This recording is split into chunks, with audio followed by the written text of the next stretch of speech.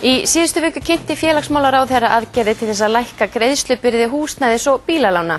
Greiðslubyrðin á húsnæðislánum verður færð aftur til þess sem hún var fyrir hrun.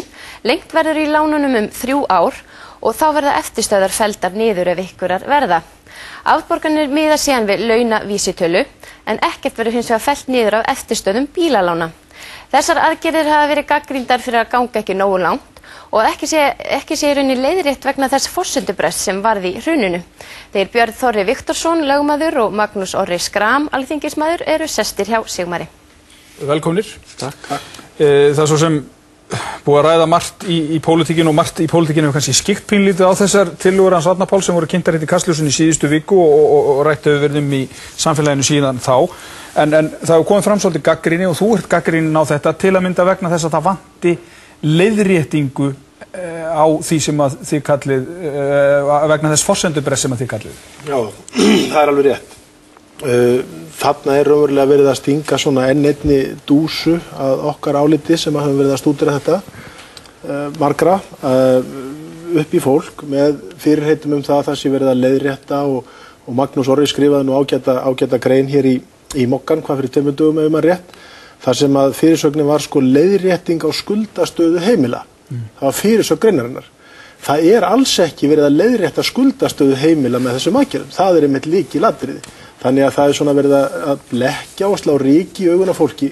Það sem er verið að gera er það að þarna eru stjórnvöld og það er vissulega vel. Stjórnvöld eru í fyrsta skipti að koma þá með einhverja almenna leið, viðurkenna forsendubrestin, en hún er þá bara til þess að leiðrétta greiðslubyrðina, þannig að fólk geti lifað við þessi lán, að vísu er þá lengt í þeim leið, 3 ár.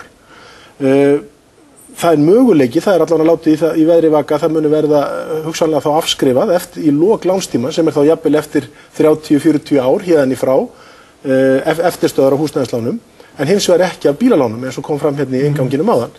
Þau eru hins vegar lengt 3 ár fyrirgefðu, en það er engar leiðréttingar á höfuðstólsfjárhæðum því miður, það er það sem vantar upp á, sárlega. Já, okkur er ekki farið svo leið, menn tala náttúrulega kostnaði því samhengi, er það málið? Nei, sko, við vorum átt okkur á því að við erum stödd inn í kannski miðju óveðri. Jarðskjálftinn er í gangi núna, við erum í dýpsta hluta kreppunnar. Og það að fara leggja mat á tjónið á þessu stíði málsins er óhreinlegt. Við búum við misgengi, gengi er skakt, lánin eru há, það er lítið eftirspurn eftir húsnæði og mateigna lágt. Að fara í viðamiklar afskriftir á höfuðstól núna væri ekki aðgerð sem myndi hjálpa fólki við það vandamál sem það stendur frammi fyrir í dag. Það er, við erum í vandræðum með að greiða af lánunum okkar. Við segjum, nú skulum við hjálpa þér að komast í gegnum það og það er þessi almenna leiðrétting á greiðslubyrði sem mun nýtast megin þorra fólks. Segjum svo að kreppan verði viðvarandi ástand, þá verði farið í afskrifta. En við býðum svo sjá hver þróunin verður, mun krónan koma upp aftur, mun verða eftirspurn eftir eignunum okkar. Ef það gerist ekki, þá mun koma til afskrifta. Og þetta finnst mér að sanngjörn leið til þess að hjálpa fólki til þess að komast í gegnum mesta vandamáli í dag. Dugar þetta ekki, þá verður farið í endurskipulagningu skulda og þá verður þeim sem eru í verulegu vandræðum hjálpað að þá verður svona eignastaðan þeirra að móta því sem fólki getur staðið á bakvið og þannig er við að aðstoða þá sem eru í hvað mestu vandræðum með afgerandi hætti. Já, þeir sem hafa gagnrýnt hafa líka bent á það að til dæmis þessi lánalenging, hún er í raun og veru bara mögulega að gera það að verkum að menn heildar greiðslubyrði fólks af húsnæðislánum til lánstíma, hún í raun og veru bara eykst við þessa aðgerð, jafnvel þótt greiðslubyrðin lækki. Það kann að vera. Við skulum líka átt okkur á því að það sem er verið að gera í þessu er það að það er enn eitt flækjustig sett inn í myndina. Það er búin til einhver greiðslujöfnunarvísitala sem er tengd launaþróun í landinu.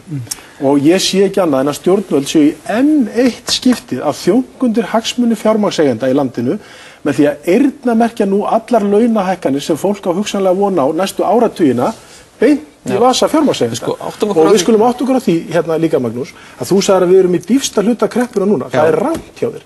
Ef að stjórnvöld sjá ekki að sér og fara ekki strax í það að leiðrétta ranglega uppfærðan höfuðstól lána sem er komin til vegna forsendubrests, þá ég bæði við vísitölubundin lán og gengistryggð lán, þá verður tjónið miklu meira. Við skulum hittast eftir hálft árið ár og athuga hvort við verðum ekki enn. Ég held að það sé mikilvægt að við aðeins öndum með nefnum og áttum okkur á því hvað við raun og verum að gera. Það sem við erum að segja fólk, við erum að viðurkenna það að það hefur orðin ákveðin forsendubrestur.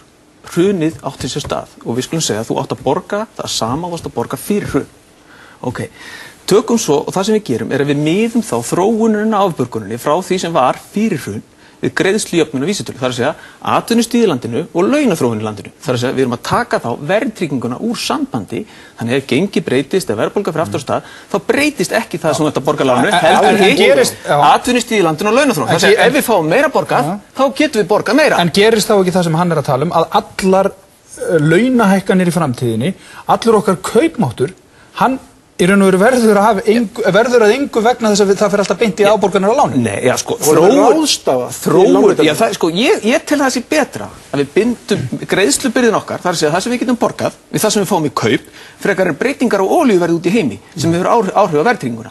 Mér finnst það eðlilegt samhengi og ég tel að það mun hjálpa fólki miklu meira. Það sem gerist, ef þetta þróun verður áfram, það er að segja, laun í landinu verða lág, og atvinnustigið verður jafn erfitt og er í dag, að þá mun greiðslujöfnun vísitalan ekki hækka það mikið. Fólk mun og bara borga af sínum lánum og svo framvegis og svo framvegis. En það við vonum að sjálfsögðu öll að kreppan verði tímabundið ástand.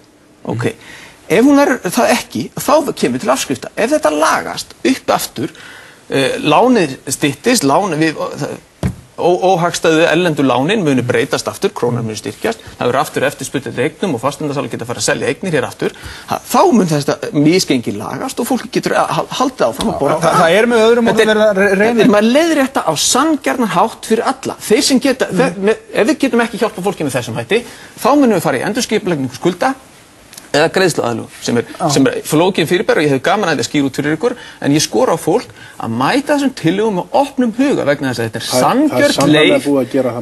sanngjörn leið til að hjálpa fólki, meginþorra fólks og ekki síður þeim sem er í mestu vandræðum. Það hlýtur að mega vera keppikefli að búa til eitthvað kerfi sem að gerir það verkum að fólk borgi skuldirnar sínar. Alveg klárlega. Að þurfi ekki að koma til afskriftana. Það er valla glæpsamlegt að hugsa. Alls ekki. Að svo miklu leyti sem það er sanngjarnt að fólk borgi stökkbreytta höfuðstóla lána. Við skulum átta okkur á því og það er eitthvað sem stjórnvöld ætti að vera að horfa á að mínu viti í stað fyrir að endalaust að þjónka undir fjármagnseigendur og reyna að endurreisa nýja bankakerfið á herðum almennings í landinu. Það varð forsendubrestur. Stjórnvöld að viðurkenna það, eins og Magnús Orri segir hérna.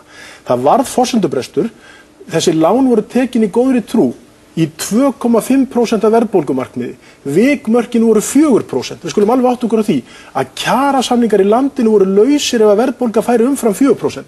Þetta eru þær aðstæður sem fólki tekur verðtryggðu lánin við. Í dag búum við hvað 10, 12, 15% af verðbólgu.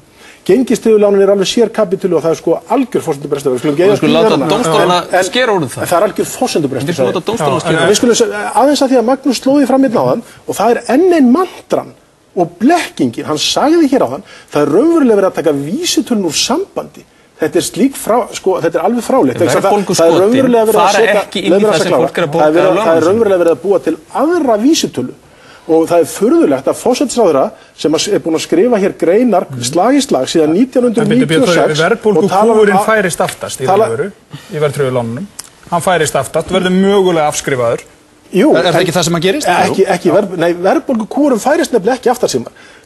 Höfuðstólsfjárhæðin er látin standa í dag. Það er ekkert hróflað við höfuðstólsfjárhæðinni. Svo kemur Magnús Orri og segir fasteignamarkaður mun glæðast og allt. Hvernig heldur að fasteignamarkaður glæðast? Eignir eru yfirveðsettar og fólk getur ekki hreyft sig til að selja. Þetta verður engin áhrif á höfuðstólsfjárhæðina. Ég er ósammála því. Ég tel að þetta hafi mjög jákvæð áhrif fyrir fasteignamarkaðinn. Meðan höfuðstólsfjárhæðin höfuðstólsfjárhæðin mun standa og fólk mun þá taka lánin með sér og það fer allt eftir því í hvað aðlögunarferli fólkið er. Er fólkið að stækka eða minnka við sig?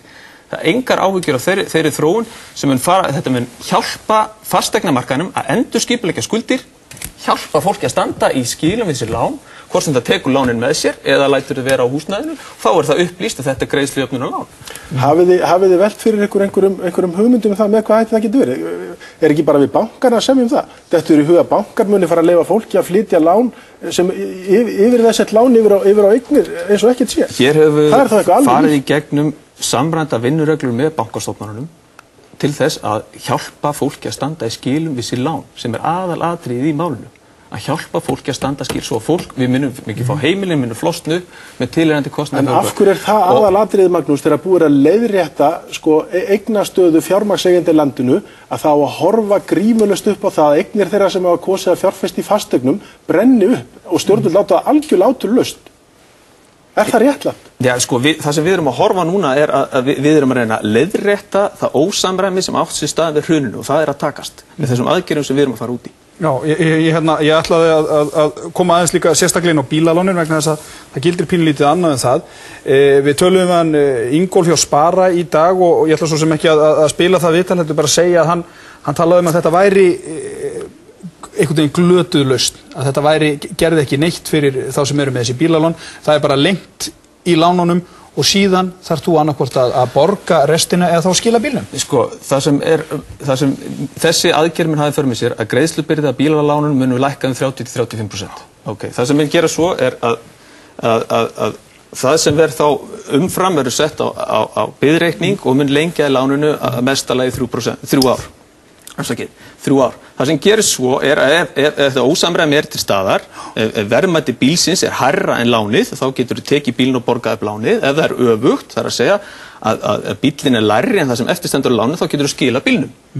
Hérna erum við að koma til móts við fólk sem tók lán til bílakaupa með mjög sanngjörnum hætti. Því að ég er ekki sannfærður það að við sem tilbúin til þess að skuldsetja ríkið með umtalsverðum hætti til þess að fara í almennar afskriftir. Ég kem bara beint úr fjárlaga umræðu núna í morgun. Ríkið að borga 100 milljarða króna í vexti af því sem það skuldir af sínum yfirdrætti, það ekki að borga niður sín lán og þess vegna er ekki hægt að fara hér fram og krefjast þess að ríkið eigi að fara fram með aukina skuldsetningu. Það enginn að tala það. Þetta einu mantran sem gengur. Það alltaf verið að tala að ríkið muni bera kostnað við það að leiðrétta höfuðstólsfjárhæðir þessar lána. Það búið að niðurfæra þessi lán. En tökum þetta áfram frá bíl. Það vantar bara að niðurfærslan gangi til þeirra sem skulda lána. Það að gera að láta afskriftina fara til þeirra sem þurfa mest að því að halda. Þú ert að tala 35% lækkun á bílasamningunum, Magnús, en á sama tíma ert að lengja í samningunum 3 heil ár bílasamningunum. Þannig að þú ert ekki að létta eða leiðrétta heildargreiðslur. En hvað er mesta vandamáli og viðhalda svaraði því þá er eðlilegt styrkja gengi krónur. Erlendu bílalánin eru í erlendri mynt að langmestu leyti. Þess vegna þurfa að bíða hvort að gengi krónar styrkist og þetta misgengi lægist. Já, er eðlilegt að hugsa bílalán í þessu samhengi með sama hætti og til dæmis íbúðalán? Er það eðlilegt? Ég meina það þurfa allir að búa í húsnæði en svo sem fólk getur komist af án þess að eiga bíl. Jú.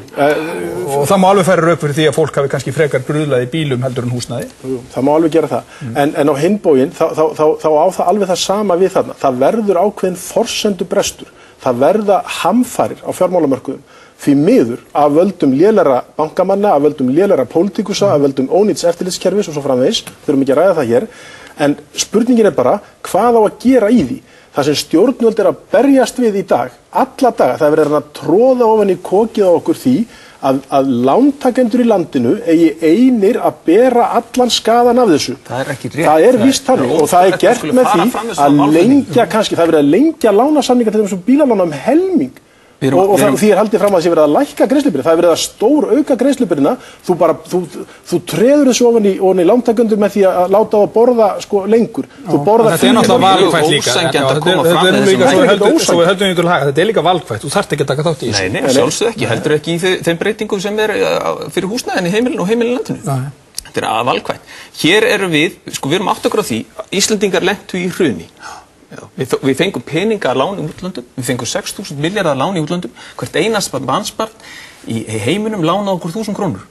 Þessum peningum erlendu kröfuhafar eru núna eigendur að þessum bönkum og við færsla á eignunum úr gömlu bönkunum yfir þessa nýju íslensku banka, þá voru afskriftir að ræða. Þessar afskriftir núna ríkisvaldið að samræma til þess að það nýtist meginþorra fólks og þeim sem í vestumálunum. Það að segja þeim sem þurfa verulegri endurskipulagningu að halda.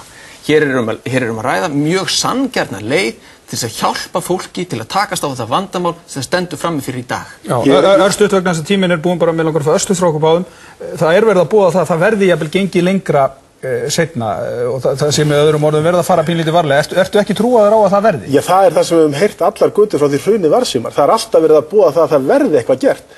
Nú er þetta kynntar sem einhverjar rosalega fínar og góðar tillögur og ég er bara ekki sammála Magnúsi Orra með það að sé nóg að gert og þetta sé sanngjarnt. Þetta ósanngjarnt vegna þess að það á að láta fólk bera þetta tjón sjálft, lántakendur í landinu, bæði fólk og fyrirtæki og því miður þá mun þetta ekki ýta efnahagskerfinu upp úr þeirri lægð sem er í dag. Þetta mun ekki auka neyslu á sama tíma og þið ætlið að skattleggja þjóðina og fyrirtækin fyrir ISAF, fyrir gjaldþrota Seðlabanka og svo framvegis. Tíminn er búið að hér að ræða verulegar afskriftir þá sem þurfa á afskriftum að halda. Hér að ræða verulega leiðrétting á greiðslubyrði fyrir þá sem þurfa á því að halda. Hér við að forgangsraða þeim fjármunum sem er að ræða sem hægt er að veita til fólks til þeirra sem þurfa á því að halda með þeim hætti sem fólk þarf mest á því að halda. Það að segja að standa í skilum við lánin sin í dag.